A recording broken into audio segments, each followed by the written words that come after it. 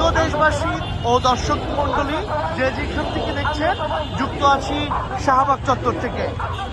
ইনকিলাব মঞ্চের আজকের শাহবাগ অবরোধ কর্মসূচিতে তারা কিন্তু হাদি হত্যার বিচারের দাবিতে স্লোগান দিচ্ছে। আপনারা শুনছেন, তারা বলছিল we want justice, justice, justice. মূলত ইনকিলাব মঞ্চের মুখপাত্র শরীফ উসমান বিন হাদির মৃত্যুর পর তাদের তৃতীয় দফায় এটি শাহবাগ অবরোধ কর্মসূচি পালিত হচ্ছে। এর আগে হাদি যেদিন মৃত্যুবরণ করেন এবং পরবর্তী শুক্রবারে তারা কিন্তু ঢাকা বিশ্ববিদ্যালয় কেন্দ্রীয় জামে মসজিদ থেকে বিক্ষোভ মিছিল নিয়ে তারা এই শাহবাগ চত্বর অবরোধ করেছিল। তাদের এই শাহবাগ চত্বর অবরোধ কর্মসূচি শেষ করে তারা আজ শুক্রবার ঢাকা বিশ্ববিদ্যালয় কেন্দ্রীয় মসজিদ থেকে তারা কিন্তু বিক্ষোভ কর্মসূচি নিয়ে বিক্ষোভ মিছিল দিয়ে তারা এবার শাহবাগ চত্বরে অবস্থান নেয়। এ সময় তারা এই যে we want justice, justice, justice, Hadi হত্যার বিচার চাই, বিচার চাই, বিচার চাই। এরপর তারা স্লোগান দিচ্ছিলেন শাহবাগ না ইনসাফ, ইনসাফ, ইনসাফ। এবং আজকে কিন্তু আমরা তাদের একটি নতুন স্লোগান শুনতে পেয়েছি। তারা বলছিলেন যে বইলা গেছে হাদি ভাই, আমার খুনের বিচার চাই। অর্থাৎ শরীফ উসমান হাদির একটি বক্তব্যে শোনা যায় যে তিনি বলেছিলেন তার মৃত্যুর আগে, যদি আমি মারা যাই তাহলে আমার অন্তত, যদি আমাকে মেরে ফেলা হয় তাহলে অন্তত আমার খুনের বিচারটা করে, বিচার না করলে নতুন কেউ জন্মায় না। তারা কিন্তু সেই প্রেক্ষাপটে বা সেই কথাকে মনে করে আজকে তারা এই স্লোগানটি দিয়েছে। এবং তারা এখনো বলছিলেন যে ভারত না বাংলাদেশ, বাংলাদেশ, বাংলাদেশ। অর্থাৎ এই যে শরীফ উসমান হাদির যে বাংলাদেশপন্থী চেতনা, সেই জায়গা থেকে কিন্তু তারা এই যে বাংলাদেশপন্থী যে স্লোগানগুলো কিন্তু তারা দিচ্ছেন। এবং আমরা দেখেছিলাম গত দিনগুলোতে ইনকিলাব মঞ্চের শাহবাগ অবরোধ কর্মসূচিতে কিন্তু তারা যান চলাচল পুরোপুরিভাবে বন্ধ করে দিয়েছিল, কিন্তু আজকে কিন্তু তারা যান চলাচল সীমিত রেখেছে। অর্থাৎ তারা পুরো শাহবাগ চত্বরের যে মেট্রো রেল অংশটি আছে সেই অংশটিতে তারা অবস্থান নিয়েছে।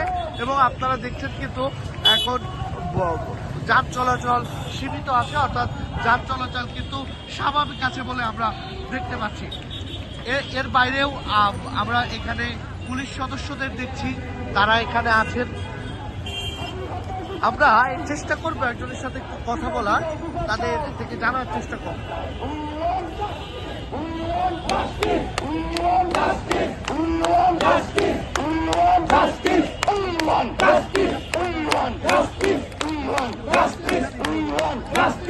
আমরা একজনের সাথে একটু কথা বলবো। আপনি আজকে এখানে কেন এসেছেন, আপনি কি চান? ন্যায়ের পক্ষে কথা বলা, ইনসাফের পক্ষে দাঁড়ানো প্রত্যেকটা মানুষেরই উচিত, নৈতিক দায়িত্ব। সেই দায়িত্বটা আমাদের পক্ষ হয়ে আমাদের হাদি ভাই পালন করতে এসেছিলেন, সবাইকে একত্রিত করতে চেয়েছিলেন। দুর্গতজনক হলেও আমরা এমন যাতে আমাদের মধ্য থেকেই কিছু খুনি তাকে হত্যা করে। আমি চাই আমাদের এই হাদি ভাইয়ের হত্যাকারীর বিচার হোক।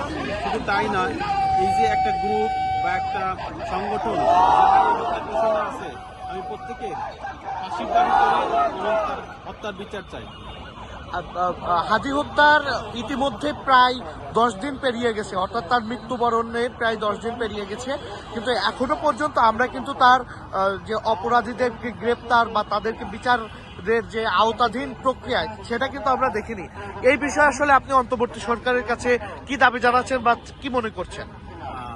এটা আসলে আমাদের অন্তর্বর্তী সরকারের যে দায়িত্বশীল কর্তব্যরত ব্যক্তিগণ আছেন, বিশেষ করে ডিজিএফআই এবং গোয়েন্দা সংস্থার যে ব্যক্তিবর্গ আছেন, ওনাদের এই সম্পূর্ণ ব্যর্থতার দায় নিতে হবে। সেই সঙ্গে এই সরকারকে তো অবশ্যই এই 10 দিন পেরিয়ে গেলেও, এতগুলো দিন পেরিয়ে গেলেও কেন আমাদের এই খুনিদেরকে খুঁজে বের করা সম্ভব হয়নি এবং তাদেরকে গ্রেপ্তার করা সম্ভব হয়নি, এটা অবশ্যই সরকারের ব্যর্থতা, আমাদের গোয়েন্দা ব্যর্থতা, আমাদের পুলিশ প্রশাসন, সেনা এবং প্রত্যেকটা কর্তব্যরত ব্যক্তির ব্যর্থতা, অবশ্যই এদের এই দায় নিতে হবে এবং যথাসম্ভব যত দ্রুত সম্ভব এদের এই খুনিদের খুঁজে বের করতে হবে, গ্রেপ্তার করতে হবে, শাস্তিমূলক বিচার করতে হবে এবং এই শাস্তি তত দ্রুত সম্ভব কার্যকর করতে হবে।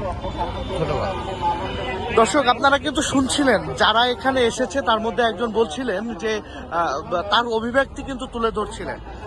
এখন কথা বলছেন, আমরা দেখতে পাচ্ছি ইনকিলাব মঞ্চের সদস্য সচিব আব্দুল্লাহ আল জাবের, তিনি কিন্তু মূলত শরীফ ওসমান হাদির সাথে সর্বদা থাকতেন এবং তার নির্বাচনী প্রচারণা সহ ইনকিলাব কালচারাল সেন্টারের কিন্তু অন্যতম স্বত্বাধিকারী বলতে আমরা যেটা বুঝি, বা এই যে ইনকিলাব কালচারাল সেন্টারে কিন্তু সর্বদা তিনি দেখভালের দায়িত্বটি পালন করতেন। আমরা এখানে কিন্তু সর্বপেশার এবং সব ধরনের মানুষ দেখছি। আমরা আরেকজনের থেকে বক্তব্য জেনে নেব। বিরোধী আন্দোলনও শুরু হতে পারে যদি সরকার এই হাদি হত্যাকে ধামাচাপা দিতে চায় অথবা হাদি হত্যার বিচার যদি না করে। এই সরকারের বিরুদ্ধে আমরা ডক্টর ইউনূসকে অনেক ভালোবেসে ওনাকে রেসপেক্ট করে ওনাকে শ্রদ্ধা করে আমরা ওনাকে ক্ষমতা পাঠিয়েছিলাম সারা বাংলাদেশের জনগণ। এখন যদি হাজি ভাই ছিল জুলাই অভ্যুত্থানের একজন অগ্রনায়ক এবং অগ্রমুখের একজন যোদ্ধা কমান্ডার, তো তার মতো একটা লোককে ডিউটি করে পল্টনের মোড়ে হত্যা করবে, তাও তফসিল ঘোষণার দ্বিতীয় দিন, এটা আমরা মেনে নিতে পারি না। আমরা অবশ্যই ইউনূসের কাছে আমাদের জনগণ দাবি থাকবে, বাংলাদেশের জনগণের দাবি থাকবে, এই হাদি হত্যার বিচার করেই ওনাকে ক্ষমতা থেকে সরে যেতে হবে। হাদি হত্যার বিচার না করা পর্যন্ত উনি ক্ষমতা থেকে যেতে পারবে না। দর্শকবৃন্দ, আপনারা কিন্তু শুনছিলেন যে যারা এখানে এসেছেন তারা বিচারের দাবি চাওয়ার সাথে সাথে তারা বলছিলেন যে অন্তর্বর্তীকালীন সরকার যদি এই বিচার না করতে পারে, অর্থাৎ শহীদ শরীফ ওসমান বিন হাদির হত্যাকাণ্ডের বিচার যদি না করতে পারে, তাহলে তারা সরকার বিরোধী আন্দোলনেও তারা কিন্তু যুক্ত হতে পারে। এবং তারা কিন্তু এই হুঁশিয়ারি দিচ্ছেন যে প্রধান উপদেষ্টা ইউনূসকে পর্যন্ত তার দায়িত্ব থেকে তারা সরাবেন। সুতরাং